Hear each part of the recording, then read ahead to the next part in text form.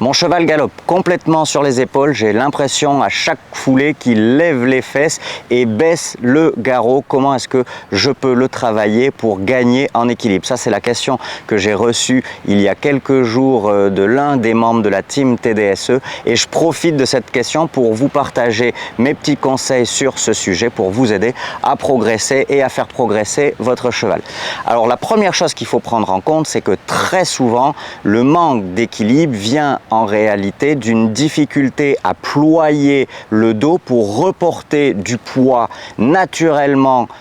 orienté sur l'avant-main de votre cheval vers son arrière-main. Donc dans ce sens-là, c'est en priorité sur la notion de souplesse et principalement la souplesse longitudinale qu'il faut concentrer nos efforts. Ça veut dire également qu'il faut mettre complètement de côté toutes les actions qui viseraient à remonter la tête de notre cheval artificiellement par des actions de main brutales par exemple, à lui tenir la tête en l'air, à mettre un mort plus dur pour qu'il ait peur de la main et donc du coup qu'on ait le sentiment qu'il se tienne seul juste parce qu'il a toujours un petit peu peur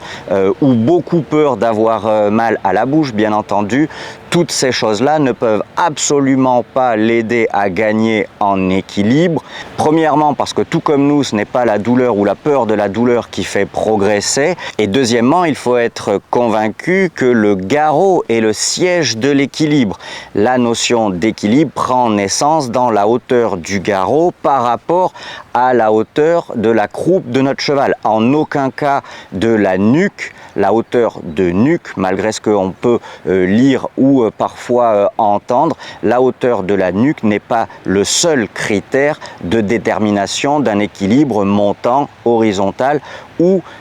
plutôt descendant. Donc toutes les actions qui vont engendrer une crispation, une tension, un blocage de la ligne du dessus et du dos, voire pire encore, creuser le dos, ne peuvent pas nous amener à gagner en équilibre avec un cheval qui tient son garrot, qui le remonte, qui ploie son dos pour reporter du poids de son avant-main vers son arrière-main. Bien au contraire. C'est pourquoi tous les exercices qui vont viser à étirer la ligne du dessus de notre cheval pour qu'il gagne en souplesse vont peu à peu lui permettre de retrouver ou d'améliorer la mobilité de sa ligne du dessus. Le sentiment que son dos est un ressort qu'on peut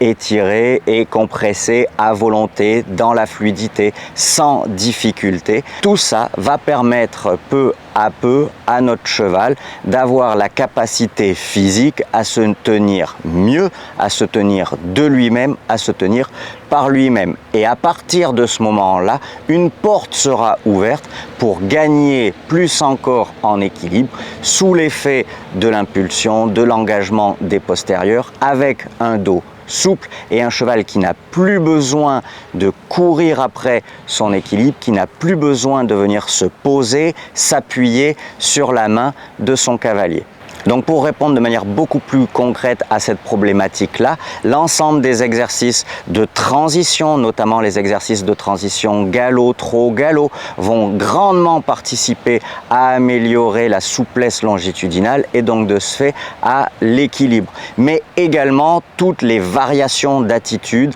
Encore une fois, ce n'est pas en cherchant à obtenir de votre cheval qu'il ait la tête en haut que vous allez pouvoir gagner en équilibre. Mais au contraire, lui apprendre dans un premier temps à mieux gérer son équilibre dans toutes les attitudes vers le bas qui en plus de ça favorise l'étirement et la décontraction de la ligne du dessus et peu à peu emmener cette décontraction, emmener cette gestion de l'équilibre dans toutes les attitudes, dans toutes les allures et dans tous les changements d'attitude et d'allure. Alors j'espère sincèrement que vous allez retenir de cette vidéo que si vous avez des difficultés avec l'équilibre de votre cheval, que ce n'est absolument pas en cherchant à lui remonter la tête artificiellement par des actions de main que vous allez lui permettre de progresser, d'apprendre à se tenir seul de lui-même, mais au contraire pour cela lui permettre de progresser, de développer sa capacité à gérer son équilibre dans les attitudes dans lesquelles il est le plus confortable pour peu à peu être capable de reporter,